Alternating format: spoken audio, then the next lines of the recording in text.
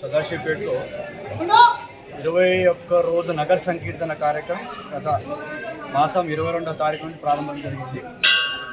ఈ 12వ తారీఖు వరకు హనుమాన్ జన్మోత్సవం వరకు కార్యక్రమం పురస్కరించుకొని ఈ యొక్క నగర సంకీర్తన ప్రారంభించబడింది.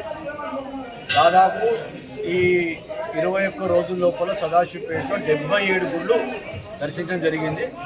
100 సార్లు హనుమాన్ చాలీసా పారాయణం, అదేవిధంగా లింగాసక పారాయణం చేయడం జరిగింది. సదాశివపేట లోపల కాకుండా సదాశివపేట పక్కకున్న సిద్ధాపూర్లో కానీ, వెంకటాపూర్లో కానీ ఇక్కడ కూడా హనుమాన్ చాలీసా పారాయణం చేయడం జరిగింది. ఇందులో ప్రతి ఒక్క మందిర భక్తులు అందరూ కూడా అధిక సంఖ్యలో పాల్గొన్నారు. ఉదయం 8:15 స్టార్ట్ చేసి 9:30 వరకు దాన్ని ముగిస్తుంటుంది. ఈ యొక్క కార్యక్రమం లోపల ప్రతి ఒక్క మందిర కమిటీ వాళ్ళందరూ సహకరించారు. హిందూ భక్తులు అందరూ పాల్గొన్నారు. రేపు జరగబోయే ఉత్సవం లోపల ప్రతి ఒక్క హిందువులు అందరూ పాల్గొనాలి. అదేవిధంగా యువతకి కోరుకున్నది ఏంటంటే మీరందరూ కూడా పాల్గొంటేనే మన యొక్క కార్యక్రమాలు ముందుకెళ్తాయి. అందుకే ఇదే మీ అందరికీ ఆహ్వానము. యువత మొత్తం అందరూ కూడా రేపు సాయంత్రం 4 గంటలకి వీరాంజనేయ స్వామి మందిరము ఆక్స్ఫర్డ్ స్కూల్ దగ్గర అక్కడ ప్రారంభమవుతుంది.